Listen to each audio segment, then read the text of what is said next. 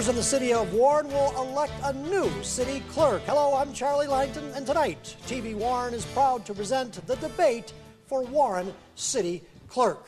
This is the only time that these two candidates will debate face to face. Let's meet the candidates for city clerk right now. First, he is completing 12 years on the city council. He is a retired police officer of 28 years, married for 37 years, Mike Wiechek. Next, his opponent, he served for 10 years with the Bonkowski administration, 6 years as state representative. He has been married for 12 years and has 3 children, Paul Voino.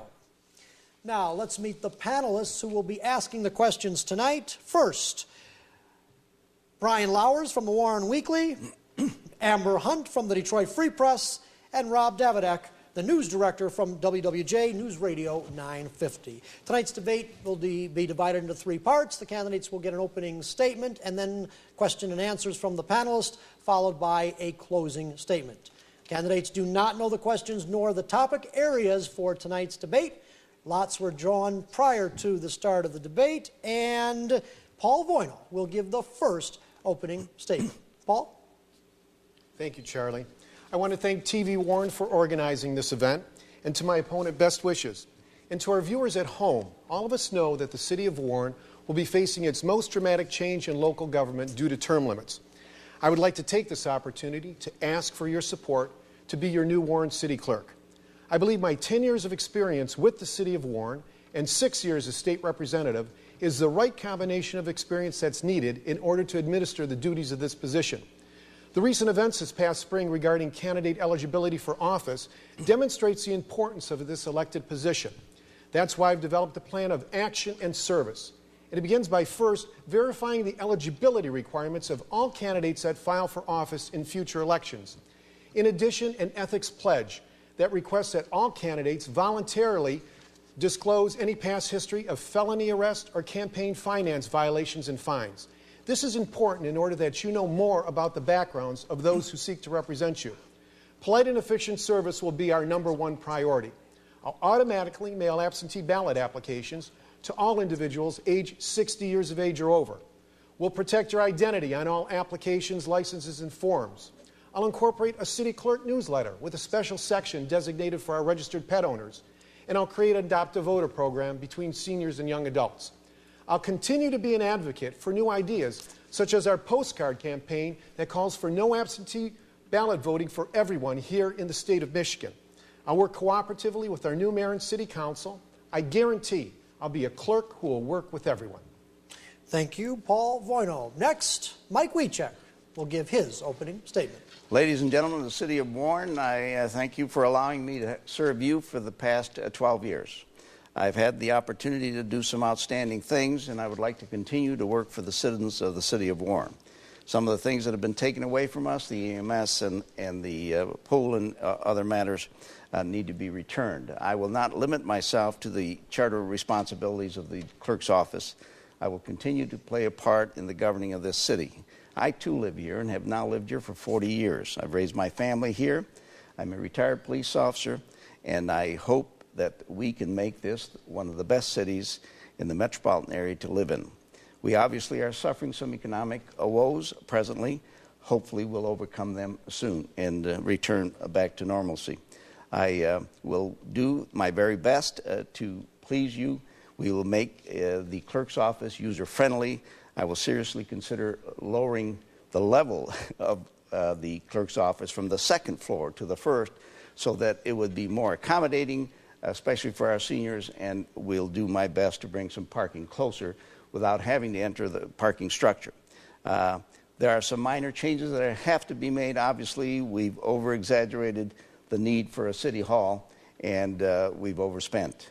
Hopefully, I'll be part of the solution. I will do my best and advance any ideas that I think have merit and conjure up those that have not been thought of, I hope, to be well-known and respected because of the ideas and efforts I've made on behalf of this city and its people. I live here, too. Thank you very much. Thank you, Mr. Wiechek. Now we'll start the second part of the debate, the question and answer session. I'll ask a question, the panelists will ask a question, and the candidates will have time to respond, and the other candidate will have a rebuttal. I'll start this section to Paul Bueno. A lot of people don't necessarily know what the clerk does. If I were to ask you to describe the most important function of the city clerk, what would that be? Charlie, the city clerk is the chief elections officer of the city, responsible for our local, state, and school board elections. And I think when you want to know what his most important duty and responsibility is, it's maintaining the integrity of our election process. I think we have a great team in place. We have approximately 435 election workers that work with us in the primary and in the general election. We have approximately 50 individuals that work on our AV counting board. And in fact, the first day of any election, we have the 50 individuals who are working counting AVs. They want to ensure that the ballots match the exact number of individuals that applied for applications. They start to put those applications through the AccuVote machines, blocks of 50. If there's any problems, they're able to rectify that problem immediately. So integrity, maintaining election integrity, and having the staff to do it is what's most important. Thank you, Mr. Bueno. Mr. Wiechek, rebuttal?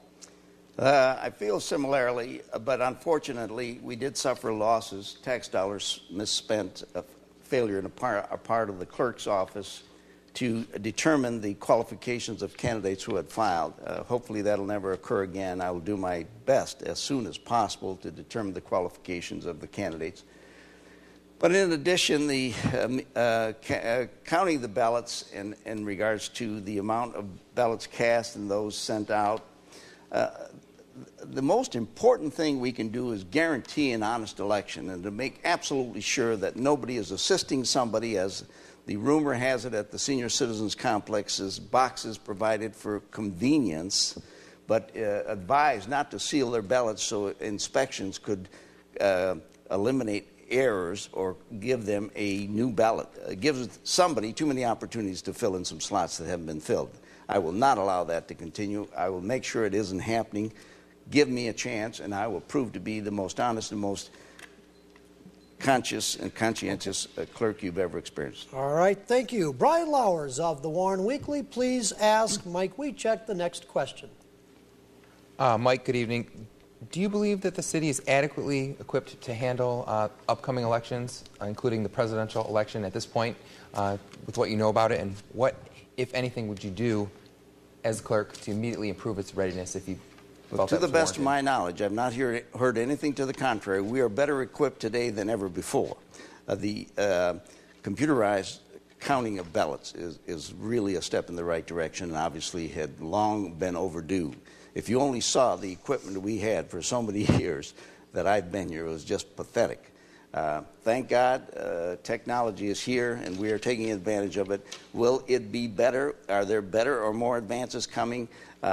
Perhaps there's even a better alternative presently, but far better today than what we've experienced in the last 35 or 40 years. Paul Bueno? I think we're very well prepared to the January 15th presidential primary. I've had the opportunity to speak with our deputy clerk. I'm also the only candidate that's had the opportunity to work with these individuals as an employee when I worked for then Mayor Ron Bonkowski. I've worked with our deputy clerk. I worked with administrative staff in the clerk's office. I think we have a great team in place that's prepared for that presidential primary. Getting back to our employees, as I said, we have roughly 35 employees that work in that process. And again, there is a process where they have to maintain the integrity of the election. And we have a program in place that is very secure as it counts those ballots with those new machines. Those are the AccuVote machines. And I said they put them through in blocks of 50. That way, if we have a problem, they know exactly where they can look to rectify the problem. And then at the polls, we have a chairperson that maintains a count during the day to ensure that people who come through the door to vote matches the actual number that have signed in. Thank you. Rob Davidak, WWJ News Radio 950. Please ask Paul Bueno the next question. Sir, getting back to the qualifications and some of the errors that were made in this election cycle, what are you going to do to make sure those types of mistakes are not made again? As I said in my opening statement, the recent events of last spring prove that candidate eligibility, verifying those qualifications, has become a key issue in this campaign. I think it's most important for the new city clerk to sit down with the new city treasurer and devise a system, implement a system in place so that when we go through a local election again, we can verify the background of the candidates when they file for office as it relates to payment of late taxes. I think we should also work with our new city council to see if they want to devise a specific set of criteria for candidate eligibility as well. So it all ties in together. I think what's most important is that the administrative team that we elect with the city of Warren in November work in conjunction with each other, our mayor's office, our clerk's office, our treasurer's office, so we don't have problems that we encountered last spring. Mike Wiechek? Would you repeat the question, please? Sure. With the qualifications in the last spring, the problems, what will you do to ensure that those problems don't happen again? Well, the background of those candidates should be investigated immediately. And the water bills must be excluded unless that individual lives in a home all by himself, because they're sent to the occupant, not to an individual. And unfortunately, 4 people were bumped and returned because of that condition. But response to Mr. Voino's response about having some relationship with some of the employees, I'm on site for the last 12 years. I think I've met a few of the folks in the process of asking questions and doing follow-up on many questionable matters. I know many of them by name. I've spoke to many, and I will do my best to retain those who have worked hard and done an extremely good job for the citizens of the city of Warren. Thank you. Amber Hunt of the Detroit Free Press, please ask Mike Wiechek, the next question. Oh, sir. When it comes to the day-to-day operations in the office, what's your #1 complaint with how it's being run right now, and what would you do to change that? Well, I don't know that I have any real complaints. The clerk's office is not as frequently visited by the citizens of our city as the treasurer's office. Accessibility is probably one of the only concerns I see. Sometimes it could be a conflict in attitude, a momentary thing that's not uncommon. Bureaucratic arrogance sometimes takes place on the part of governmental employees. There's nowhere else you can go. If you don't like dealing over this counter, you can't go to Macy's or any other store. This is the only place you can go. So we'll be sure that everybody's wearing smiles and doing their best to please the citizens of the city of Warren and getting their requests satisfied. Paul Voino? In talking to some of the employees in that clerk's office that I had the opportunity to work with through the years, they said that at this point in time, they would like to make our internet site more user-friendly. They think it's great that we have internet services where you can go online, you can get applications for your pet, you can get information on the business's licenses, you can get other information that the city clerk's office provides.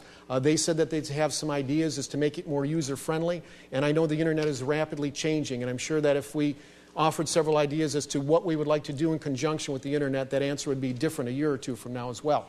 But from what I've heard, they say they have some new ideas. Whoever is our new city clerk, they'd like to sit down with that individual, offer some ideas as to how they can make that site more user-friendly. Amber, follow-up?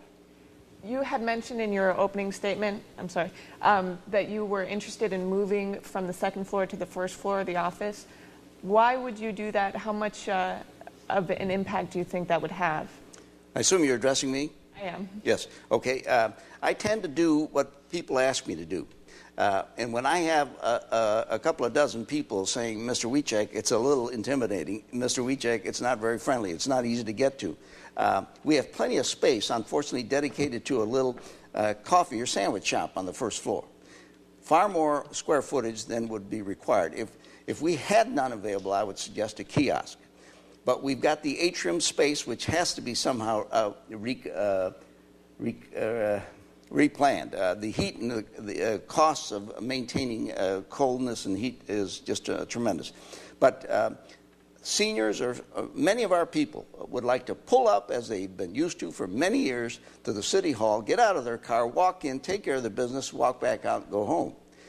It's not so easy to do in this new city hall. And we have a large portion of our population are senior citizens. It would not be difficult to make it a little more convenient for them. Thank you. Paul Voino, rebuttal to that? I think comparing our old city hall to our new city hall, yes. In some ways, I think our old city hall was more user-friendly. Everything was on one floor. I think the departments interfaced better with each other, and that also brought the employees closer together with each other in doing their jobs and how certain departments would interface with each other. In the new City Hall, we do have a system that we cannot change. In my opinion as well, there is wasted space in that atrium. I don't know how feasible it would be to bring the city clerk's office down to the first floor. I know that is limited space where the coffee shop is. The city hall or city clerk's office is a large office, but again, too, that would have to be something done in conjunction with a recommendation, I think, from the individuals that run the maintenance operations in the city hall structure. But the old city hall, definitely a little bit more user-friendly in walking in and working with the employees. All right, Brian Lowers, Warren Weekly, please ask Paul Voinel the next question. Paul, I wanted to ask you how you feel about the recent circuit court ruling allowing the Macomb County Clerk to mail absentee ballots to senior voters. I agree with it. In fact, in my opening statement, I indicated that we'll be mailing absentee ballots to all individuals aged 60 years of age or older. And I think also what's important as it relates to the absentee ballot issue is legislation that is presently in Lansing. I had the opportunity to co-sponsor in 1998 calling for no reason absentee ballot voting here in the state of Michigan. Presently, it has now been since reintroduced. It's made its way into the Senate, and I feel very confident that sometime either later this year or early next year, we're conducting a postcard campaign in my literature to promote no reason absentee ballot voting. But why that's so important, it will increase voter participation in states that have adopted no reason absentee ballot voting. You've seen voter turnout increase, lines decrease on election day. The reason why it's so important, presently you have to provide justification, excuse to vote absentee ballot. This would eliminate it. This would give first-time voters the ability to vote absentee. All right, Mike Wiechek. I shudder if we reach that point in time. I wish we had lines at the polls, except for the presidential election, perhaps.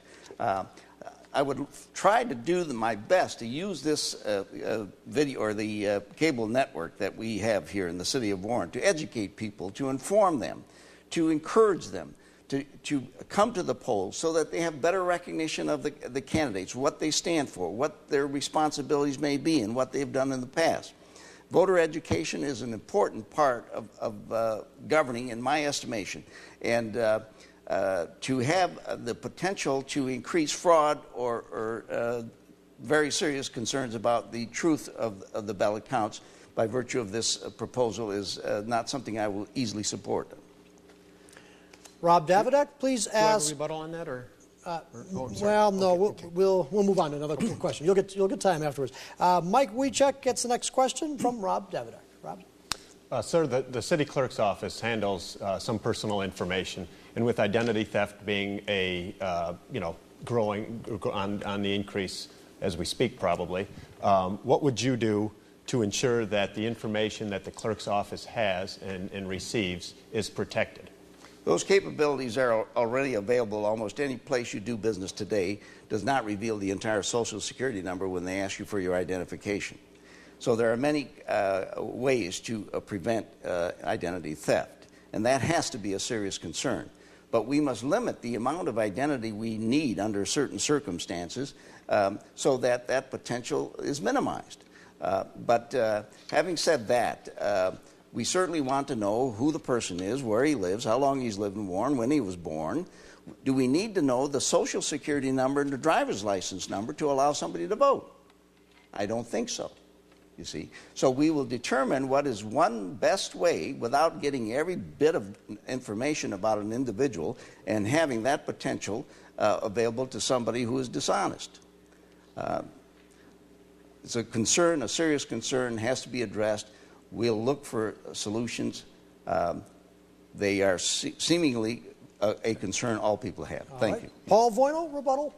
Charlie, I'm just going to jump back briefly to a comment my opponent made regarding the no absentee ballot voting, which goes under different names, also voting by mail. I think my opponent seems to forget that in his first piece of primary literature, he indicated that he was for voting by mail, and now he criticizes the no excuse absentee ballot voting. It goes by different names, but it's basically it is the same concept and the same idea. So when he criticizes me for saying that they may promote more fraud, I don't understand that, and it's hypocritical because in his first piece of literature, he said that he supported it. Now, going back to the question regarding protecting your identity, yes. When I was in Lansing, I was proud to support legislation that eliminated Social Security cards or Social Security numbers on certain types of public documents. I think it's important that we work to protect the identity. I received the endorsement of Macomb County Sheriff Mark Hackle. He has major concerns about protecting the identity on public records and some ideas that he wants to share with me as well as if I'm elected city clerk. All right, we only have time for one more question. We'll give it to me. I'll take it. Distinguish yourself. We talked a lot about the various duties of the office of clerk, but distinguish yourself from your opponent. Why should the voters elect you? We'll start with Paul Voino. Charlie, I think that I'm very proud of my accomplishments. I worked 10 years with the City of Warren, 6 years as state representative. My list of accomplishments, I've shown that I can work across partisan lines in making the deal, closing the deal. I worked with then State Representative Jennifer Fonce. We brought the $1 billion investment here to GM, 1,000 local jobs. Our Warren Tank Plant, which became a state renaissance zone, $10 million in grants, $5 million for capital improvements, $5 million for Macomb Community College. The Durant settlement, $15 million additional state dollars to our public schools. I sat down and met with Jack Bellamo, and we hammered out an agreement to get $750,000 for our Warren Community Center, a project that my opponent opposed. If we didn't have that Warren Community Center, we wouldn't have gotten that $750,000. When I was in the minority, I was named one of 5 leading legislators with legislation signed into law. Those are accomplishments I'm proud of. All right. Mike Wieczek, rebuttal, please. Yeah, my opponent seriously exaggerates the benefits he's derived for the city of Warren. I've been a councilman for 12 years. I know exactly what the state provides in those 12 years, and he served as a state representative during a portion of those 12 years. When it goes back to the mail all absentee ballots, I'm certainly willing to mail to 60 and over. I'm certainly willing to mail disabled people, people who can't come because they're on vacation, and those who will be working at the polls. But to increase the cost of doing business by having everybody receive an absentee ballot, and then the added cost of having to count those as they come in.